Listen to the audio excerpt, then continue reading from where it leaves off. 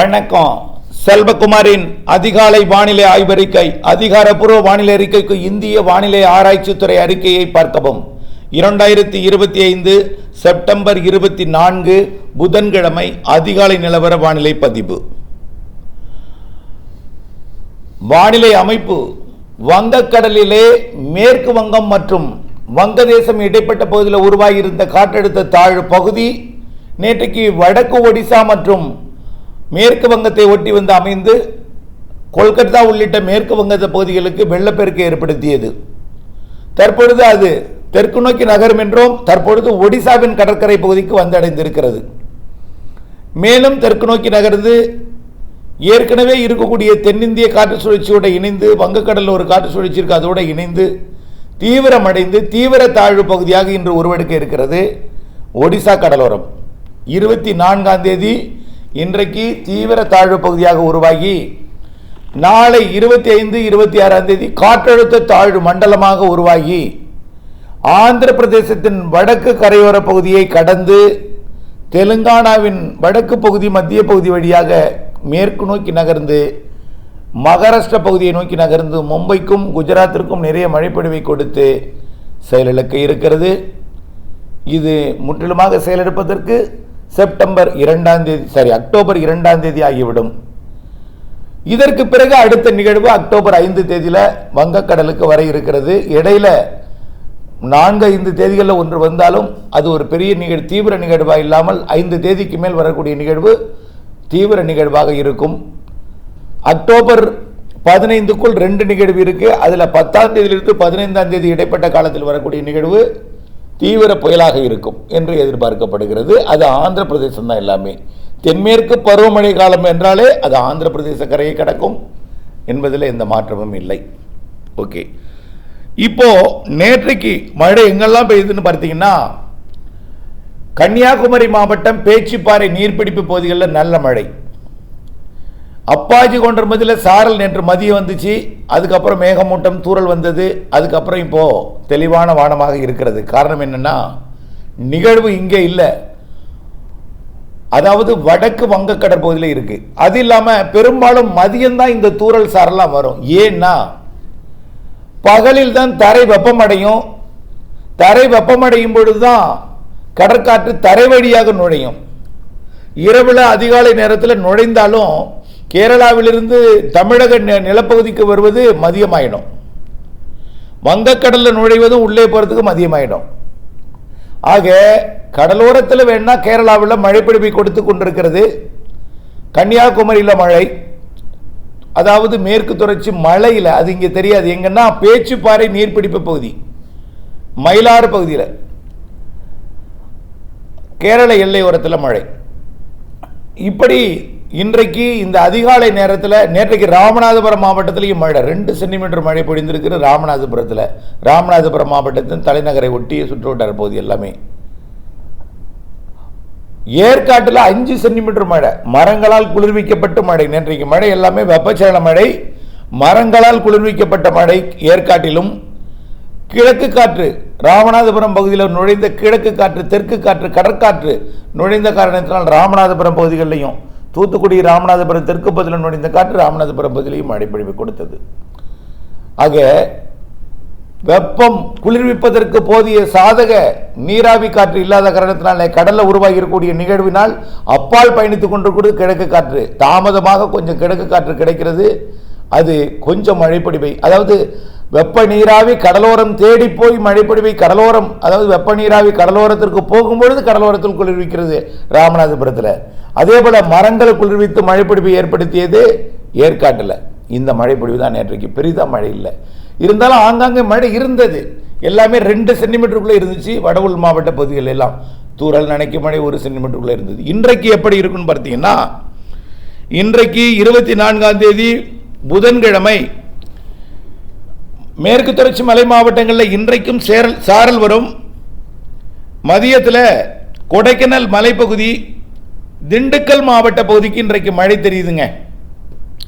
எங்கன்னு பார்த்தீங்கன்னா, கொடைக்கானல் மலைப்பகுதியை ஒட்டிய திண்டுக்கல், அதாவது வத்தலகுண்டு, திண்டுக்கல், அப்படியே மதுரை திண்டுக்கல் இடைப்பட்ட அந்த நத்தம் பகுதி, அப்படியே அது கிழக்கு நோக்கி டெல்டா வரைக்கும் வந்து மாலையில் லேசான மழைப்பொழிவை கொடுக்கலாம். ஆனால் மேகம் கருமேகம் கடுமையாக சூழும். மாலையில் மழைப்பொழிவு குறைந்த பரப்பில் இருக்கும். இன்றைக்கு இருக்கும், சேலத்திலையும் இருக்கும். அங்கே ஈரோடு மாவட்டம் காற்று மறைக்கக்கூடிய பகுதியில், அதாவது நீலகிரி மாவட்டம் காற்று மறைக்கக்கூடிய ஈரோடு மாவட்ட பகுதியிலையும், கொடைக்கானல் மலை மறைக்கக்கூடிய மதுரை மாவட்ட வடக்கு பகுதி, திண்டுக்கல் மாவட்ட நத்தம் பகுதியிலையும் மழைப்பொழிவு உருவாகி, அப்படியே அந்த மழைப்பொழிவு காரைக்குடி பிள்ளையார்பட்டி, அதாவது புதுக்கோட்டை சிவகங்கை மாவட்ட எல்லை பகுதியில் நல்ல மழைப்பொழிவை கொடுக்கும். ராமநாதபுரம் உள்பகுதி, சிவகங்கை மாவட்டத்தில் சற்று கூடுதல் பரப்பிலே, புதுக்கோட்டை சிவகங்கை மாவட்ட எல்லை பகுதியில் உறுதியாக, புதுக்கோட்டை மாவட்ட தெற்கு பகுதி மட்டுமல்லாமல் புதுக்கோட்டை மாவட்ட தஞ்சாவூர் மாவட்ட பேராவூரணி பகுதியை ஒட்டிய பகுதி, அப்படியே அதிராம்பட்டம் பட்டுக்கோட்டை பகுதி கூட மழைப்பொழிவை கொடுக்கும். அதே போல் ஈரோடு மாவட்டத்திலிருந்து வருவது மேட்டூர், கொளத்தூர், சேலம், அப்படியே எடப்பாடி சுற்றுவட்டார பகுதியிலிருந்து ஏற்காடு வரைக்கும் மழைப்பொழிவை கொடுக்க வாய்ப்பு இருக்கு. அப்படியே கல்வராயன் மலைப்பகுதி வரைக்கும் மழைப்பொழிவை கொடுக்கும். சரி, அதுக்கப்புறம் என்ன ஆகும்? இரவு கடலோரம் வருவதற்கு முன் செயலிழந்துவிடும். பெரிதாக கடலோரத்துக்கு இருக்காது, இருந்தாலும் கடலோர மாவட்டங்களின் உள்பகுதி வரைக்கும் மழை இருக்கும். ஏன் கடலோரம் இருக்காதுன்னா, மரங்களால் குளிர்விக்கப்பட்ட மழையும் தென் மாவட்ட கடலோரத்தில் நுழையக்கூடிய காற்றின் காரணமாக டெல்டா வரைக்கும் மழையும், அதாவது ராமநாதபுரம் தூத்துக்குடி வழியாக நுழையக்கூடிய காற்று தான் உள்ள நுழையுது. பாக்கி எல்லாமே நிகழ்விற்கு, வங்கக்கடலோட நிகழ்விற்கு இலங்கைக்கு கிழக்கு புறமாக அப்பால் பயணித்துக் கொண்டிருக்கிறது கிழக்கு காற்று. அதனால் கடற்காற்றால், கிழக்கு காற்றால் மழை இருக்காது. மரங்களால் குளிர்விக்கப்பட்டு ஏற்காடு, கல்வராயன் மலைப்பகுதி, ஏலகிரி மலைப்பகுதி, ஜவ்வாது மலைப்பகுதி, அதே போல் சிறுமலை, மதுரை மாவட்டம் வடக்கு பகுதி, கொடைக்கானல் மலையோட கிழக்கு பகுதி, இப்படி ஆங்காங்கே மழை இருக்கும். புதுக்கோட்டை, சிவகங்கை, ராமநாதபுரம், தஞ்சாவூர் மாவட்டத்தோட பேராவூரணி வரைக்கும், பேராவூரணி சுற்றுவட்டார பகுதி, டெல்டாவிலும் ஒருத்தநாடு வரைக்கும் வரலாம். இவ்வளோ தான் மழை இன்றைக்கு எதிர்பார்க்கப்படுகிறது. ஆனால் இதுவே அறிக்கை அல்ல. அறுவடை விவசாயிகள் மாலை அறிக்கையை கேட்டு திட்டமிட்டு செய்யணும். 27ஆம் தேதி வரை மழை இருக்கு. 28, 29, 30 மற்றும் அக்டோபர் 1, 2 தேதிகளில் அறுவடை செய்யலாம்னு சொல்லியிருக்கிறேன். ஏனென்றால் திடீரென்று மழை வரலாம். சரி, 25ஆம் தேதி வியாழக்கிழமை நாளை தென்மேற்கு பருவமழை இன்னும் கொஞ்சம் தீவிரமடையும். ஏன்னா நாளைக்கு தான் சிஸ்டமே ஆந்திர பிரதேச கரைக்கு வரப்போகுது. இன்றைக்கு ஒடிசா, நாளைக்கு ஆந்திர பிரதேசம். இன்றைக்கு அது தாழ்வு பகுதி தான், தீவிர தாழ்வு பகுதியாக இன்று பிற்பகல் அல்லது இரவு தான் தீவிர தாழ்வு பகுதியாக போகுது. நாளை மறுநாள் 26ஆம் தேதி தான் மண்டலமாகி அது ஆந்திர பிரதேச ஒடிசா கரையை கடக்க போகுது. இப்படி விசாகப்பட்டினத்திற்கு அருகே வடக்கே கடக்க போகுது. விசாகப்பட்டினம், ஸ்ரீகாக்குளம், விஜயநகரம் இப்படி கடக்கும்போது தீவிரமடையும் பொழுது 25ஆம் தேதி வியாழக்கிழமை கூடுதல் பரப்பில் மழை உண்டு. அறுவடை விவசாயிகளுக்கு எச்சரிக்கை. 25ஆம் தேதி வியாழக்கிழமை மாலை இரவு, 26ஆம் தேதி மாலை இரவு கண்டிப்பாக மழை இருக்கும்.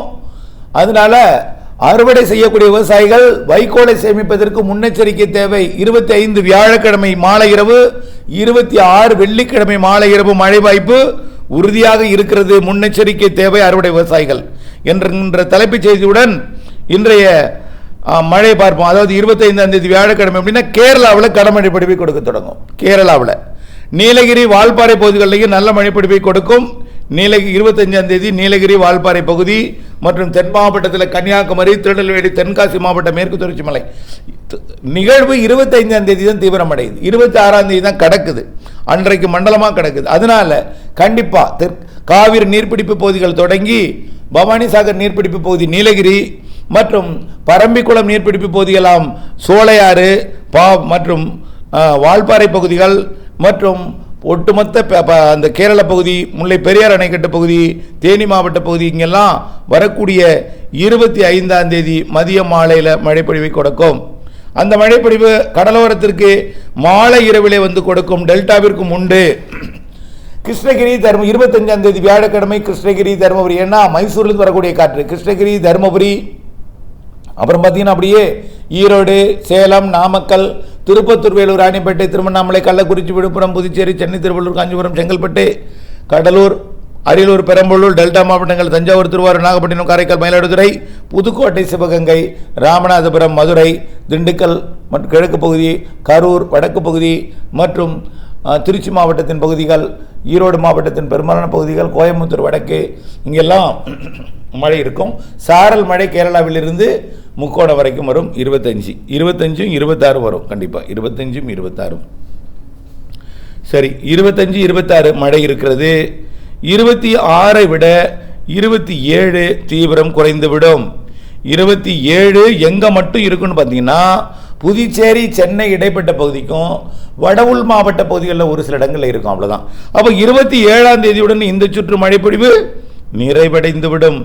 28 உங்களுடைய அறுவடை பணியை தொடக்கலாம். அதனால 25, 26 மழை இருக்கிறது என்பதை நினைவில் கொள்ளுங்கள். 25 என்பது நாளை, 26 மறுதினம். ஆக நாளை மறுதினம் மழை இருக்கிறது என்பதை நினைவில் கொண்டு அறுவடைக்கு திட்டமிட்டுக் கொள்ள வேண்டும். இன்றைக்கு ஒதுக்கதலாம். ஆனால் மழை வாய்ப்பு பேராவூரணி வரை வாய்ப்பு இருக்கு. அது கொஞ்சம் தீவிரமாக வந்தால் மன்னார்குடி வரை கூட வரலாம்.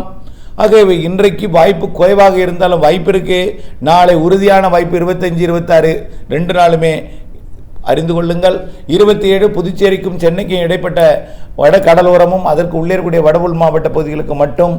பிறகு அந்த நிகழ்வு தெலுங்கானா வழியாக கரை கடந்து போகும் பொழுது காற்று திசை மாறிவிடும். தென்மேற்கு பருவக்காற்று வெப்பநீராவியை கொண்டு வராது.